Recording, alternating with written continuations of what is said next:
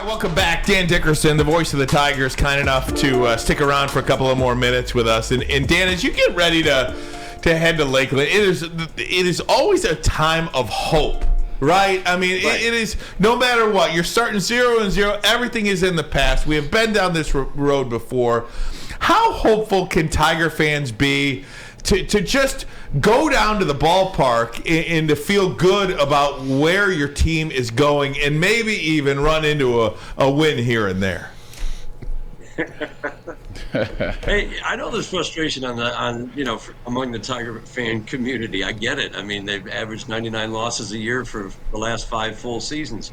But there will be reasons. I mean, and if you can't be optimistic now, when can you be? But there will be reasons to go to the ballpark.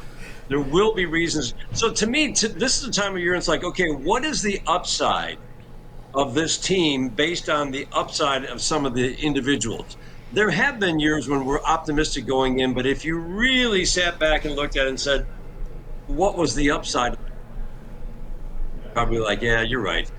But truly, Green and Torkelson, consensus, nationwide, top 5 prospects in all the game going into last spring training. There was a reason for that. They have talent. Green showed flashes of it. Let's face it, Spencer Torkelson had a rough year, but there was a reason he was at a 1-1. So let's think of the upside of what might be there in Spencer Torkelson's bat. Is he a 25 home run guy? Absolutely. Is he a 35 home run guy? Could be. So you think about, okay, if those two make progress this year, that's, to me, first of all, it's one of the biggest keys for this team in terms of how good the offense is going to be. I think Scott Harris made a great trade with Dave Dombrowski. And think of how many people can actually say that through the years. Dave Dombrowski always seems to fleece whoever he's trading with. But Matt Vierling and Nick Maton are going to add something to this offense. The flexibility, you were talking about it going into the break, Tommy, the flexibility of some of these guys. AJ told us last night on Tigers Talk that there are 19 of the 31 players who are on this roster play multiple positions, and he wants to get a look at a lot of these guys at a lot of different positions throughout the spring. But you're going to have more team speed. There's definitely upside for some of these young players. I'm still intrigued by Akil Baddoo. Akil Baddoo is going to add, I mean, you want guys with speed with these new rules, right? Akil Baddoo's got that. I think he's got great base stealing instincts. Can he steal Last first? year was a rough year. Okay, how does he bounce back from that? Matt Carpenter is a guy who's got power. Not too often that a guy goes from 24 years old, middling prospect to AA, to hitting 36 home runs the next year, minor leagues and major leagues combined, like Matt Carpenter did. He made a change in his swing. It changed everything. I'm really intrigued to see what he does over the course of a full season at the major league level. And then on the pitching side, there's a lot of good young arms. The health worries me. Let's face it, we say this every year, but 17 starting pitchers last year. If there's just a modicum of health for some of these guys. And you know, 2 guys that I would say keep an eye on. First of all, Matt Manning made some terrific starts, did not stay healthy, but he made 11 starts last year. 3 of those were 7-inning starts where he gave up a total of, I think, 2 or 3 runs in 21 innings. Those are the upside starts for Matt Manning. This is what Matt Manning could be. He can be dominant. I can't wait to see what he does this year. Lorenzen and Boyd, it's just nice to have them back. Those are 2 veterans who are going to be solid pieces in the rotation. But Bo Brisky and Garrett Hill, I think both are starters. I think both, if everybody right now stays healthy, work out of the bullpen, and they could be big weapons out of the bullpen. The multiple inning reliever who can throw mid to upper 90s out of the bullpen is a very valuable piece. And nobody knows how to use his bullpen better with a matchup game than A.J. Hinch. So those are just a couple of guys that I would keep an eye on. But it's just going to be, I mean, there's so many things to me to look forward to. But if you're a Tigers fan and you want to say, okay, what do we have to look forward to? Think of what the upside is for some of the players on this roster right now and what things could be if everything clicked instead of everything going the wrong way last year. Hey, Dan, talk about Casey Mize. I heard we know Tommy John surgery, but now you hear he's got back surgery in the offseason. He was a kid that, I don't know how healthy he was when he was in college. I did hear sometimes that he couldn't stay injury-free. And you drafted him and you build the team. Let's face it, he was supposed to be the guy. What's your take on Casey Mize? Pardon? He was a 1-1. Yeah. What is he still? Well, I mean, the back surgery was a surprise to me. That was a stunner. So I mean, at this point, it's like, who knows? I mean, I wasn't planning on him coming back. When you have Tommy John surgery in the middle of one season, it's usually 2 years away from coming back. God. You know, it's not 12 to 14 months. Really, it's 18 months. So, I mean, I expected him to be back in 2024 after missing all of this year.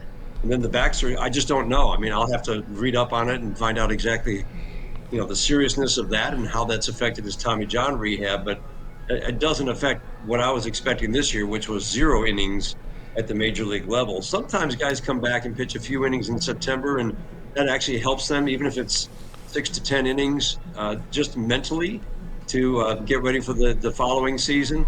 But again, I don't know the extent of that back surgery. I just found out about it right before he came on, so I'll have to find out more. But that's really disappointing. I still think this kid is, his 2021 season was pretty good. 3.50 ERA, and they were trying to nurse him through in terms of innings and cutting his innings, but pitching him through September.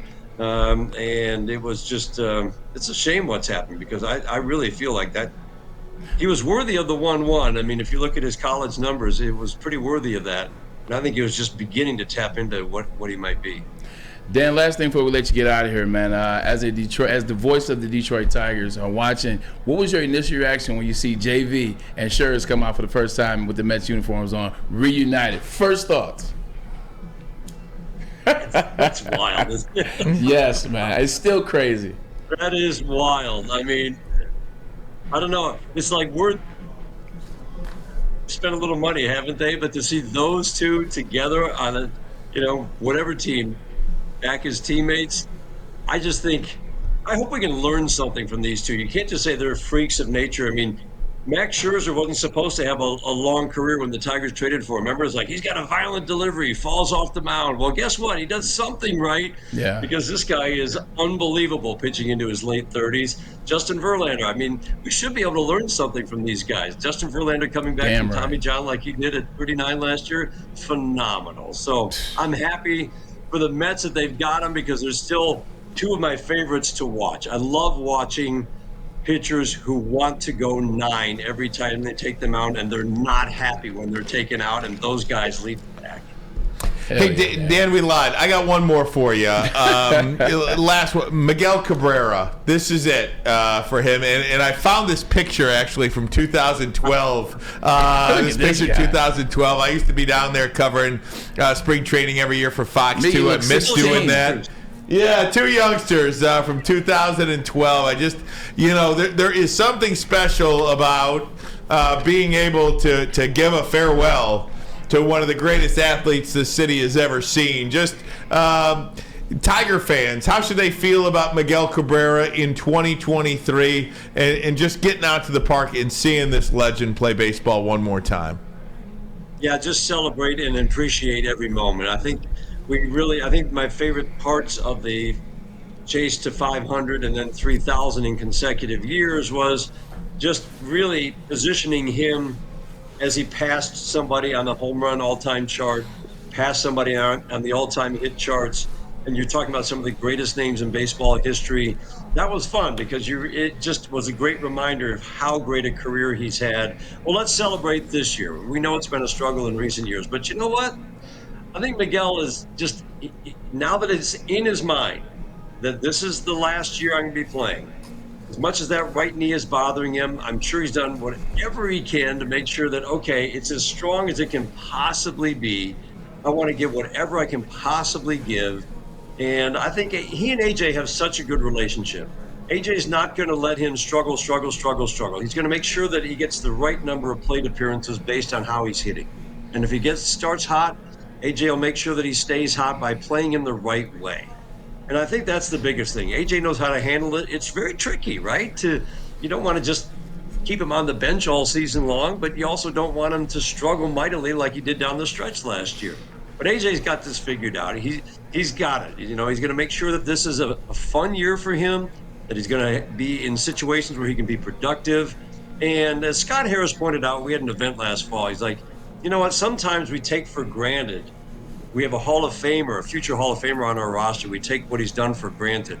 And I think he's right. And let's celebrate his career. and the fact that he is still on this roster, as Scott Harris said, there is great value still in having Miguel Cabrera on your roster with the impact that he has on everybody else in that clubhouse. And I think that's absolutely true. And I hope that maybe that right knee just gets strong enough so that he can drive the ball to the gaps like we're used to seeing, hit it over the wall once in a while, and just have a nice, solid productive year so that all along the way we can celebrate what he's doing. Dan, they lied. Maybe moving the fences in will help Miguel Cabrera. They moved the fences in. They shortened them. Tell us about the new Comerica Park and what will it do, and why did they do it? Well, I really believe they did it for two reasons, and there are two big changes: 10 feet in center field and 7 feet uniform, 7-foot walls from right field foul line to the left field foul line. Those walls went 8.5 feet to 13 feet to 8.5 to 8, I think, in left field. So uniform 7 feet, that's for Riley Green so that he can make a few home run robbing catches over the course of a season. I mean, they said that. So that's good. I mean, you get to see these guys put their talent on display. Hard to rob a home run at the top of a 13-foot wall. So that's one part. The other part is just the psyche. And that's really it, because honestly, I don't think this is going to make much of a difference at all. But it's for the psyche of the hitters. So they know that maybe a Spencer Torkelson, the home runs he hit in the minor leagues were bombs. Same for Riley Green. They know that if they crush one to center, they at least have a chance now that it will go out instead of being a 428-foot out. So if that's what it does, that's great. The biggest thing for me is Comerica Park has always been kind of a middle-of-the-pack ballpark for run scoring. I think everybody assumes it's a pitcher's ballpark. That hasn't always been true. And it's usually been somewhere 7, 8, 9 for home runs. And then the last couple of years it dropped dramatically without any real reason. So I always think about weather conditions, which have a big impact on how a ball flies. So the one thing that it does every year, it's the #1 triples ballpark. So for fans, keep an eye on right center. That wall will still angle out, but will more of those balls that would go one hop to the wall, right where it angled out, be one hoppers over the wall and ground rule doubles versus triples, and how many? Again, the wall in right field, it's only about a foot in front of the 2 feet in front of the old wall. So how many of those balls that would have hit the wall on the fly now will carry a 7-foot fence on that 13-foot wall and be home runs? So I think we'll see the triples come down, more doubles, a few more home runs. But honestly, guys, I walked it. I saw where the line is going to be for the new fence. It just didn't feel that different. It's a big ballpark, and I'll be interested in talking with Riley Green during spring about how maybe it changes his job in center field in terms of positioning, how he feels about the huge gaps that he has to cover that are now a little bit smaller, left fielders, right fielders as well. Will it help them? I'm not feeling it's going to be a huge change for them in terms of positioning, but I'll be interested to hear what he says. But I think it was a change that had to be made. If it helps hitters' psyches, great. If it allows Riley Green to rob a couple of home runs and let fans see those skills on display twice a year, that's great. I take so that. I think it's something that had to be done. But at the end of the year, I don't think you're going to see it play a whole lot differently. The great Dan Dickerson, the best in the business. We can't wait to hear your voice call Tigers baseball in 2023. Dan, thanks so much for your time, bud. You're welcome. A week from Saturday, Tigers and Phillies. Here we go. Let's go. Great Saturday. Let's go. Go get 'em, baby. Dan, go get 'em. Hey, we're going to take a break. Come right back when we do.